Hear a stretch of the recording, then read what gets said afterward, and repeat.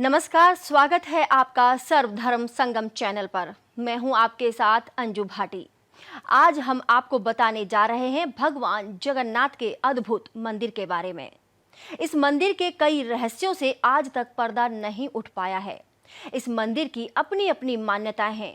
ये भगवान जगन्नाथ का वो मंदिर है जहां की रथ यात्रा में प्रत्येक वर्ष आस्था का समंदर उमड़ता है।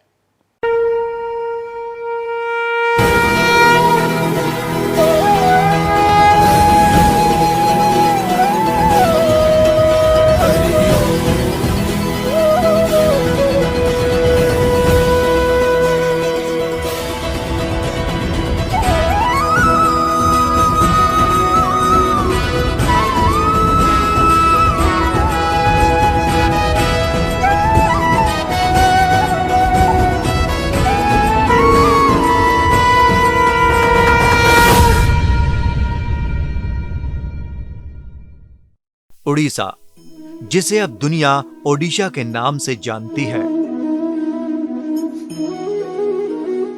ये स्थान भारत के सबसे बेहतरीन और खूबसूरत स्थानों में से एक माना जाता है।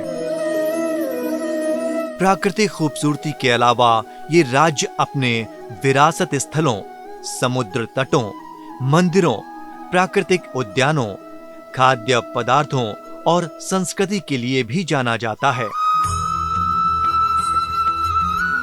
यहीं पर स्थित है भगवान जगन्नाथ का वो दिव्य मंदिर, जिसके अद्भुत रहस्यों की न जाने कितनी कहानियां प्रचलित हैं। भगवान जगन्नाथ का ये मंदिर ओडिशा के पुरी शहर में समुद्र तट के निकट स्थित है। पुराणों में जगन्नाथ पुरी को ही धरती का बैकुंठ कहा गया है। ऐसी मान्यता है कि भगवान विष्णु जब 4 धामों की यात्रा का आरंभ करते हैं तो सर्वप्रथम वे हिमालय पर्वत की श्रृंखलाओं के बीच स्थित बद्रीनाथ में स्नान करते हैं।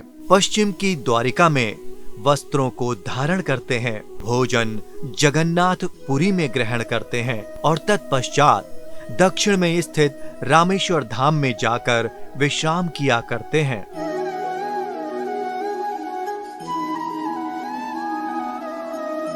जगन्नाथपुरी का ये भव्य मंदिर भगवान विष्णु के कृष्ण अवतार को समर्पित है,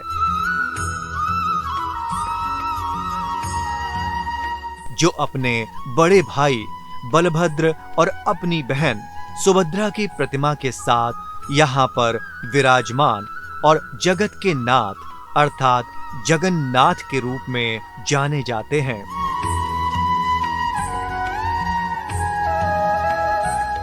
हिंदुओं के धार्मिक ग्रंथों स्कंद और ब्रह्म पुराण की पौराणिक कथाओं के अनुसार उड़ीसा के पुरी शहर में भगवान नारायण ने पुरुषोत्तम नील माधव के रूप में जन्म या अवतार लिया था। उस समय सबर जनजाति के काबिले के लोग नील माधव भगवान को अपना आराध्य भगवान मानते थे।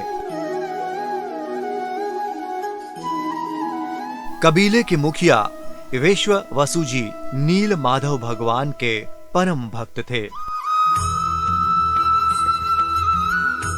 इन्होंने ही सबसे पहले नील माधव भगवान की पूजा एवं आराधना की थी।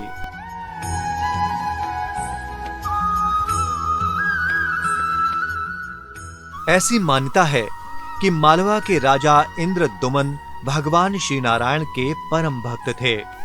उन्हें भगवान श्री नारायण ने स्वप्न में दर्शन दिए और एक भव्य मंदिर के निर्माण के लिए कहा। इसके साथ ही प्रभु श्री नारायण ने राजा इंद्रदुमन को बताया कि समंदर के किनारे तुम्हें एक लकड़ी का टुकड़ा पड़ा मिलेगा, उसी लट्ठे से तुम मूर्ति का निर्माण करवाना। इतना कहकर प्रभु श्री नारायण अंतर्ध्यान हो गए।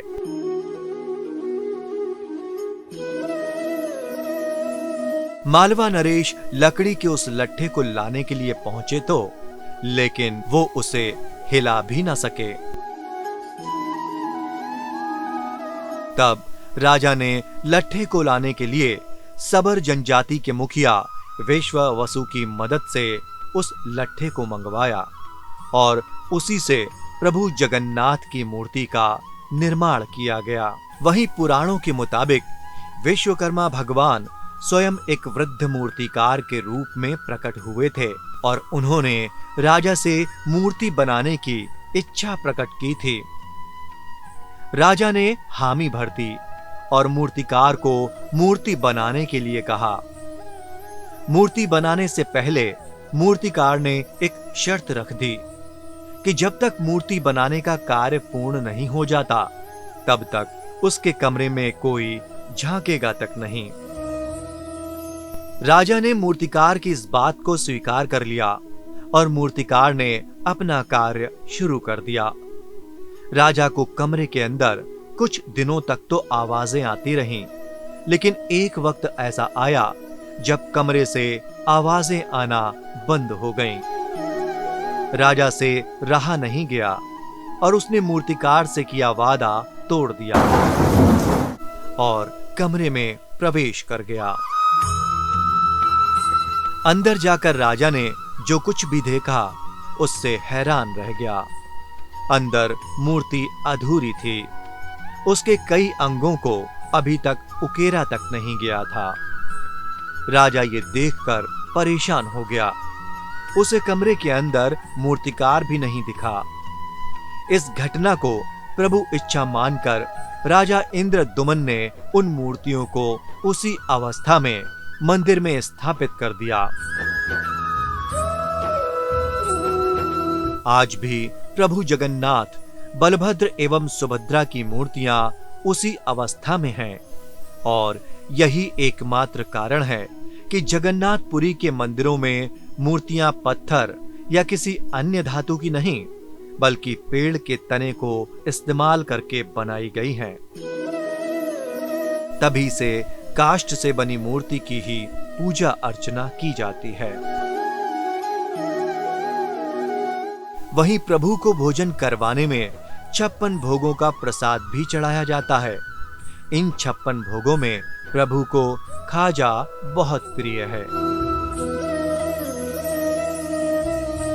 आपको बता दें कि खाजा एक विशिष्ट मिठाई है जिसे पुरी में भगवान जगन्नाथ के 56 भोगों में से एक के रूप में परोसा जाता है। मंदिर में हर दिन भक्तों को प्रसाद के रूप में मुंह में पानी लाने वाला खाजा तैयार किया जाता है। ये स्वादिष्ट व्यंजन चपाती जैसी दिखने वाले आटे के गोल टुकड़ों को तलकर और उस पर चीनी की चाशनी डालकर बनाया जाता है।